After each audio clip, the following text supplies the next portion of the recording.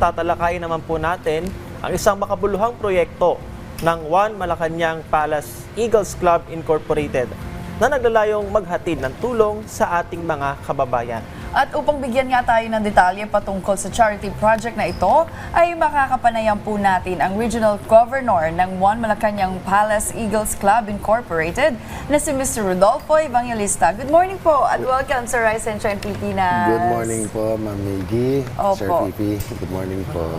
Opo, Patrick. Patrick. Patrick, sir. Opo. Ayun nga sir, ano po ba itong ating organization at sino-sino na po yung ating natulungan? Marami po. Ito po ay tayo po ay naghahatid ng tulong, kasiyahan at pag-asa sa mga ating kababayan na sa oras ng pangangailangan. Ang mga natulungan po natin dito ay yung iba, yung mga nasunugan. Nagkaroon po tayo ng agarang pagtulong.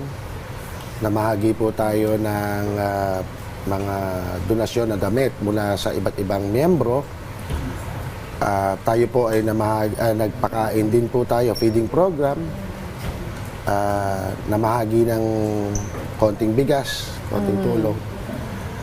Base po sa pondo na aming nalagap mula sa bulsa ng kani-kaniyang member. Sir, so aside from this, yung mga charity projects, ano po ba talaga yung yung pangunahing layunin or objectives ng inyong grupo? Paano po ba kayo nabuo? Kasi ako naririnig ko na rin po itong grupo na to, and in fact, yung father ko din po ay member ng inyong grupo. So can you share po more about your organization? Po ba yung mga objectives, layunin ninyo?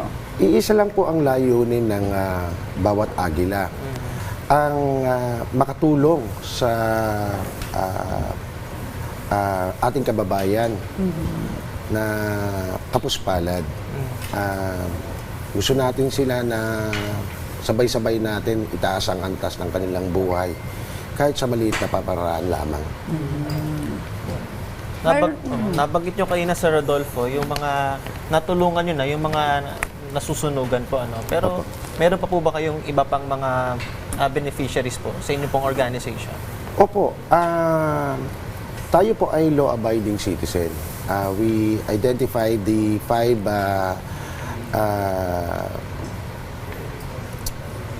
poverty, which is yung urban poor,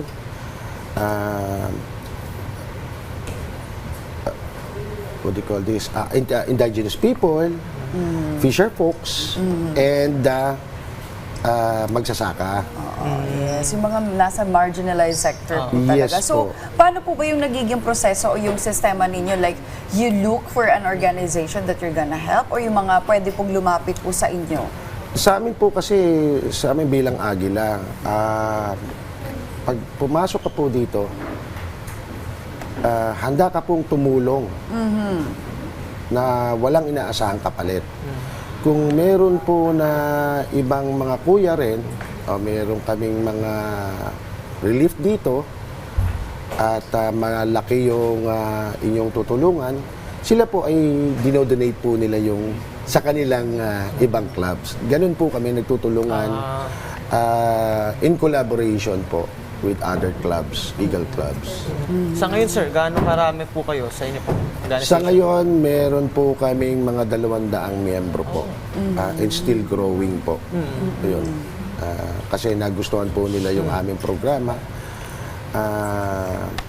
na pagtulong sa mga kapwa. Paano niyo po ba pinipili yung bawat miyembro? Pwede bang lumapit po sa inyo? May referral po ba? Meron po ba kayong qualifications? Kasi for sure baka meron din po tayo mga kababayan na gustong tumulong, gusto maging miyembro. Paano po ba yung proseso ninyo? Simple lang po. Pumasok sila sa Agila na ito po ay meron po mga seremonyal, doktrina na dapat nilang i-adapt sa bawat isang magiging ganap na miyembro. Alright, mabalik din po tayo sa charity projects. Ano po Opo. yung mga upcoming projects ninyo? Nais po sana namin na mamahagi ng tulong sa mga TODA. Tota. Opo. This coming maybe 1 to 2 weeks more. Opo, yun po yung aming binubuong plano. Isang malawakang pagtulong po. Sang TODA yan, sir? Anong mga TODA? Within Manila ba? Kasi sa Malacanang Palace Incorporated kayo, di ba? Hindi po. Sa outside Metro Manila po. Outside Opo, gagawa. outside Metro Manila po. Kumbaga kahit, kunwari, for example, sa Malacanang Palace, yung area ninyo, pwede naman kayong tumulong outside naman. It is not, we are not affiliated Yes, with Malacanang. So, kami po, wala po kaming pinipili na lugar. Kahit probinsya, umaabot po kami.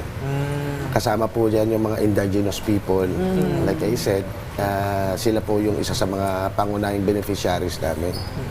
Alright. Sir, ano na lang po yung mga message ninyo sa mga gusto rin pong makilahok na sa mga ganitong klase po yung proyekto ninyo? Sa ngayon po, nire-reorganize na po namin yung aming organisasyon. Magkakaroon po tayo ng website, official social media page. For the meantime, you can PM yung mga aming club presidents sa mga nais pong maki-join sa amin, maki-miyembro. Yun lang po. Alright. Napakaganda nga, Meiji, na sa panahong maraming nangangailangan. Oo, sunod-sunod din yung mga kalamidad na ating naranasan Opo. this year, no? So, talagang may space pa para sa pagtutulungan. Ayun nga. At mga kagaya nila, sir, na tumutulong sa ating mga kababayan. Anyway, sir, maraming salamat nga po sa pagbibigay sa amin ng mahalagang impormasyon patungkol sa inyong mga charity project at sana'y madagdagan tayo, sir. At marami pa kayong Sana nga po. matulungan. At muli po, nakapanayam natin ang Regional Governor ng One Malacanang Palace Eagles Club Incorporated na si Mr. Rodolfo Evangelista. Maraming salamat, sir. Maraming pong salamat sa inyo. Rise and shine, Philippines.